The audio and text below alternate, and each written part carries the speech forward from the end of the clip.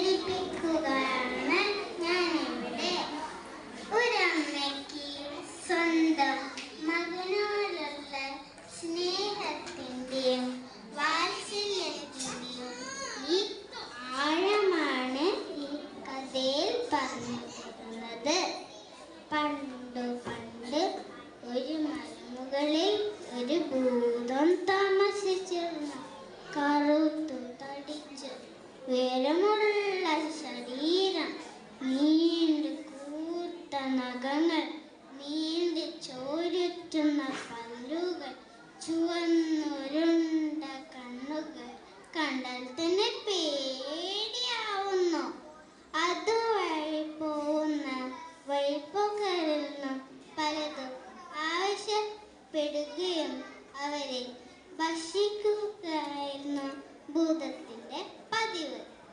അങ്ങനെയിരിക്കാണ് ഒരു ദിവസം നങ്ങേലിയുടെ മകൻ എഴുത്തു പഠിക്കാൻ അതുവഴി പോയത്.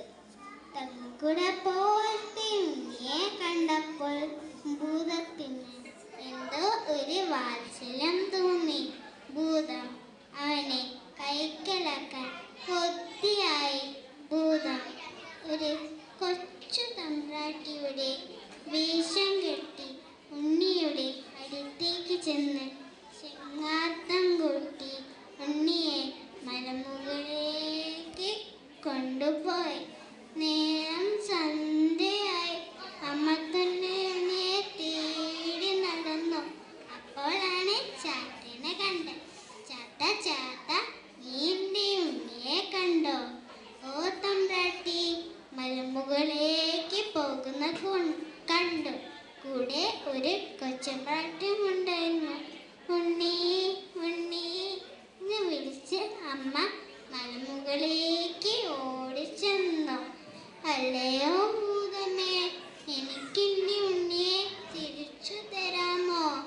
ഉണ്ണിയെ വിട്ടുകൊടുക്കാൻ ഒട്ടും ഇഷ്ടമില്ലാത്ത ഭൂതം കൊടുങ്കാറ്റായും കാട്ടുതീയായും നരതിയായും പുലിയായും അമ്മയെ തിമ്പിരിപ്പിക്കാൻ നോക്കി. പക്ഷേ അമ്മ അതൊന്നും കണ്ട് പിന്തിരിഞ്ഞില്ല. പിന്നെ കുറെ സ്വർണവും പണവും കൊടുത്തു നോക്കി. അമ്മ അതൊന്നും കണ്ട് പിന്തിരിഞ്ഞില്ല.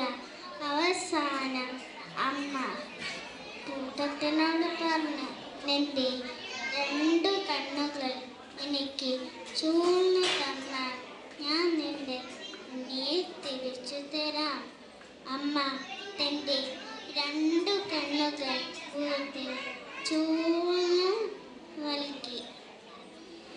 ഇനിയെങ്കിലും ഉണ്ണിയെ തിരിച്ചു തരും എൻ്റെ ഭൂതമേ. അപ്പോൾ ഭൂതത്തിൻ്റെ സൂചന കേൾക്കണം. അമ്മയ്ക്ക് 2 കണ്ണില്ലല്ലോ. ഒരു തെച്ചിപ്പൂ